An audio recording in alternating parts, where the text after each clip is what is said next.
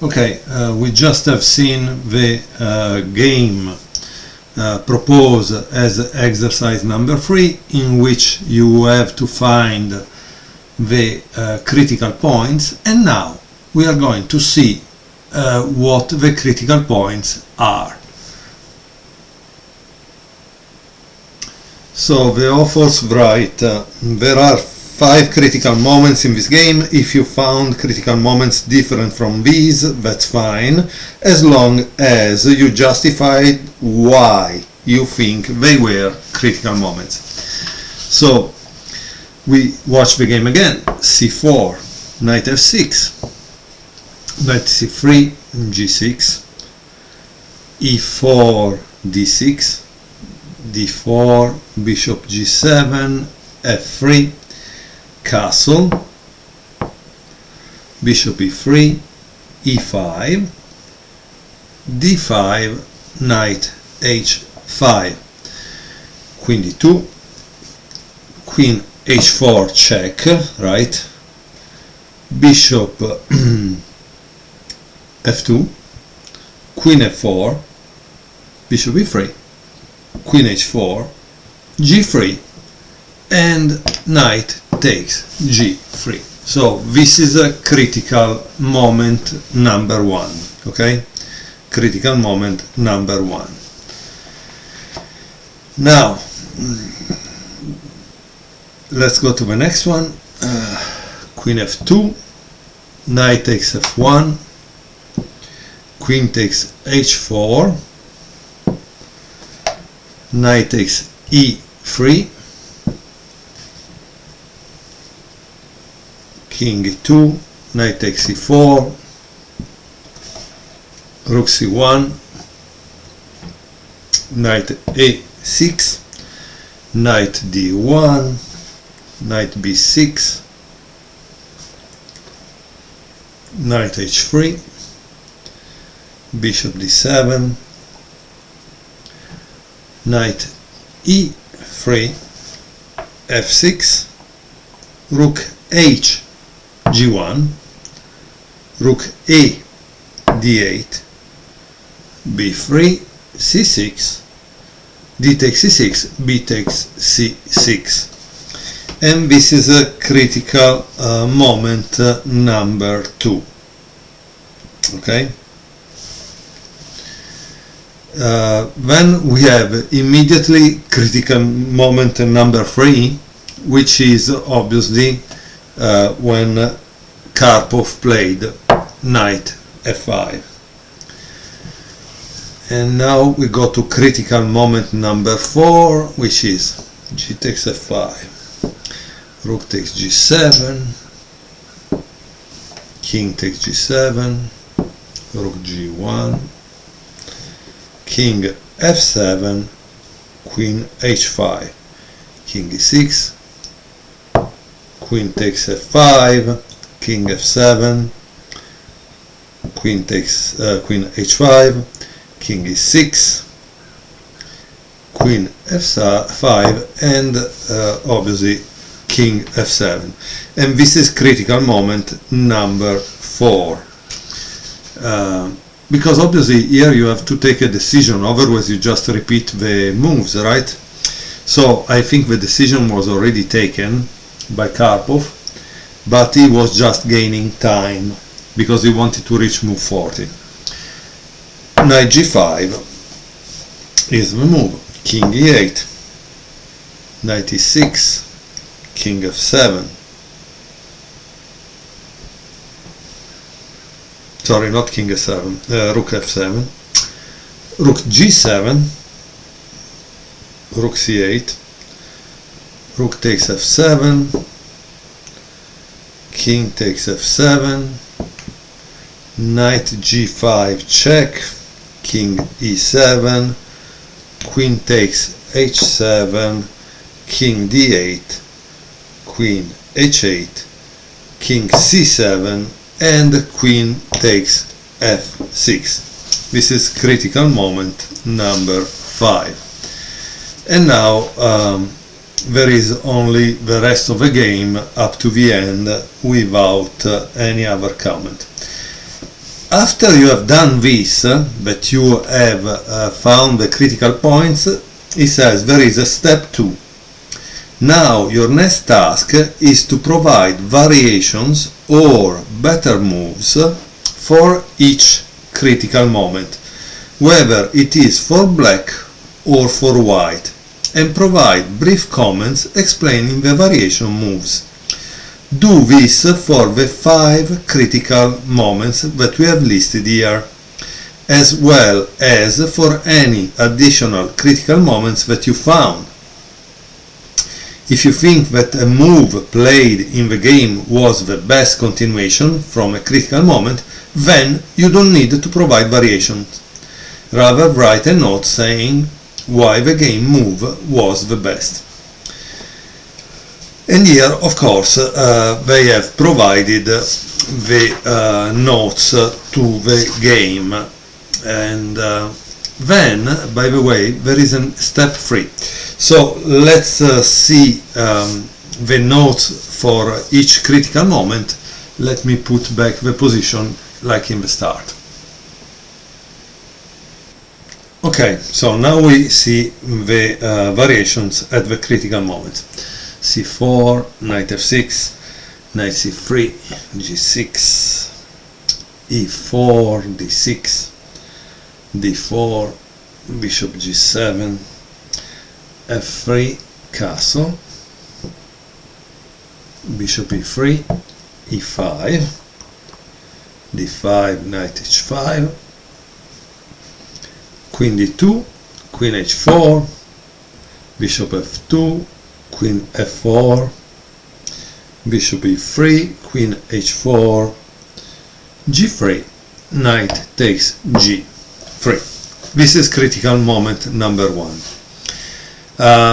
Karpov played queen f2, but the author writes bishop f2. Seems like a better way to pin the knight, but it doesn't quite work. Why it doesn't work? Because after knight takes f1, bishop takes h4, and now the problem is that the white queen is hanging on d2. So after knight takes d2, king takes d2, black is just up a pawn. Okay, so 3, 5, 8, 2, 4, 6, 7. So as you can see, black is up a pawn. But not only, here the authors don't write it, but he also has the bishop pair.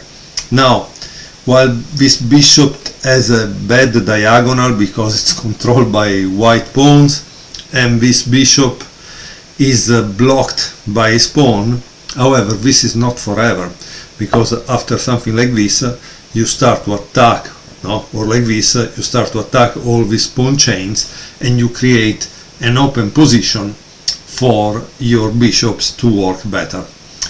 And sorry. Now let's go back and see to the critical moment number 2, the variations. Okay, so we were at critical moment number 1, and we saw why queen f2 is better than bishop f2, and now we go to critical moment number 2. Knight takes f1, queen takes h4, knight takes e3, king e2, knight takes e4, rook c1, knight a6, knight d1, knight b6, knight h3, bishop d7, knight e3, f6, rook hg1, rook a d8, b3, c6, d takes c6, b takes c6. This is critical moment number 2. And here they didn't write anything on this critical moment number 2. The next move, however, knight f5 is given an exclamation point, and this critical moment number 3, in which here black played g takes f5. Instead, the author writes knight c8 could have been played instead, guarding the d6 pawn and stopping white from playing knight e7 check. However, it's tough to say whether this would have been a better move than g takes f5. From a practical perspective, maybe it would have been slightly better, since now black's position remained more intact. In your own annotation, when you find an alternative like this to a move played in the game, analyze it out and write down why you think it's a better continuation than what was played in the game. Then later on, when you review the game again with an engine, you can see how much of your analysis was correct. Let's analyze this variation briefly. Knight takes g7, exchanging off the black fianchetto bishop, weakening the black's king defensive. On king takes g7, there is f4, hoping that black plays f5, attacking the pin g6 pawn. If instead he plays knight c5, there is f5 and bishop e8 is passive, but at least the king side is relatively well defended. The c8 knight could move to e7 soon, adding more defense to g6. And this is the end of the analysis for this critical position. Now let's go to the next one. So I think this was the position of critical moment 3. Number 3, black played g takes f5, and of course rook takes g7, opening up, right? King takes g7, rook g1, king f7, queen h5, king e6, queen takes f5, check again, king f7, queen h5, king e6, queen f5, king f7, critical moment number 4. Okay. Now, what white played? He played knight g5 check, and here it says 29 queen takes h7 is a move that white could have played instead, grabbing a pawn, but this would have allowed king e8. And now the problem is that the knight on h3 cannot immediately join the attack without the queen on f5 and the black king on f7. The f6 pawn is not pinned. So practically that's a problem, right? You have an attack and you cannot grab a pawn for no reason. You need to bring all your pieces into the game, and then you need to avoid that this king escape on safety on the queen side. So yeah, I don't think I would have even thought about something else, because I know that I need to bring my pieces, all my pieces to the attack, and unfortunately white doesn't have many pieces left, so he needs it. King e8, knight e6, it's a beautiful move in my opinion. Rook f7, rook g7, rook c8, rook takes f7, king takes f7, knight g5, king e7, queen takes h7. You see, now it takes the pawn because this is into the game, it's very near, right? But otherwise it wouldn't be good, I think. king d8, queen h8. Very beautiful move because it takes this away. King c7 and queen takes f6. Critical moment number 5. Here they don't write anything about the critical moment number 5. Obviously, in my opinion, it was good this h8 and here, because now you have what? The pass pawn that I mentioned in the other video, right? Okay, let's go to the next critical moment. Rook e8, h4, knight c5, h5, knight e6, h6, knight f8, b4, knight c8, king d2, knight e7, h7, and knight takes h7. Okay, here it says that knight fg6 was an alternative defending the h8 square with both the g6 knight and the e8 rook, but after knight f7, white also has two pieces fighting for h8, renewing the threat of promoting the pawn. In addition, white is now also threatening queen takes d6, since the f7 knight control d6 as well. Black has not good way to meet both of white's threat. Okay, so clearly it was better to take on h7. And here there is a long series of moves up to move 65. Let's see what they say, okay?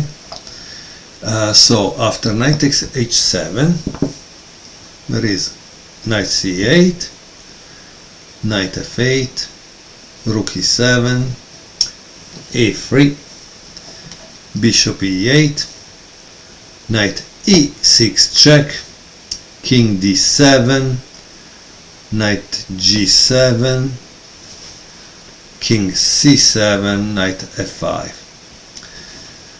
rook d7, a4, bishop f7, king c3. Now we can see that the white is very active, and black is just shuffling pieces but not doing much, right?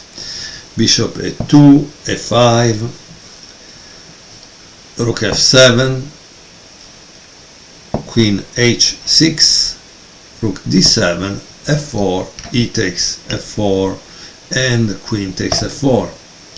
After which we have rook f7, and again queen h6, rook d7, queen h2, attacking d6 and the bishop there, right? So bishop e6, queen h6, bishop takes f5, e takes f5, and there is d5, king d4, very active that king, right? Knight d6, queen f4 pinning it, king b7 up unpinning it, queen e5, knight f7, queen e8, rook c7, queen a8, and now there is king d6, queen f8, king c7, queen c5, and now there is knight d6. But what does he want to show you? He wants to show you that if you played this, there was a6, and obviously you cannot take on a6 because it would take here and this is gone, right? And no, sorry, I miss it completely. If you take here, it takes here, and this is checkmate. It doesn't take it for the queen, for the rook, Your king cannot go anywhere. Okay, sorry, my fault. In any case, after that, if you play this, there is still queen takes e6, right? And white is winning at least a pawn, and the black king is in trouble. Okay, so that was the reason why black couldn't play king b7, and instead he played knight d6. After which there was this, king c8 and queen a6, and the game was over. Now again the author, and this is, I tell you, it's really an incredible book, because it's giving you a lot to work, right? He says, step 3, your next task is to provide a justification for each critical moment. Explain why each critical moment should be in fact be considered a critical moment. And here of course they go with all the explanation, right? Then the step 4 is your next task is to analyze the game with an engine, seeing where it improves on some of your analysis or points out something that was missed entirely. If you feel the engine identifies a new position as a critical moment, note it down and explain why it's a critical moment. So again, I'm just reviewing the book, guys. I cannot really give you everything, but I believe the book is definitely worth it for those that are serious about improving their chess and grow as chess player. However, obviously this is a lot of work. It's not something you do on the side. You must be committed to this kind of work. I hope you will be committed, because as you can see, differently from like 50-60 years ago, that people didn't have coaches, didn't have good books and so on. Now we do have good books. We have beautiful chess pieces, we have beautiful boards. Why not enjoy it? Why not grow as chess players and understand more about it? Of course, we need to do some efforts, but it's worth it, right? Thank you very much for watching, and I wish you a great day.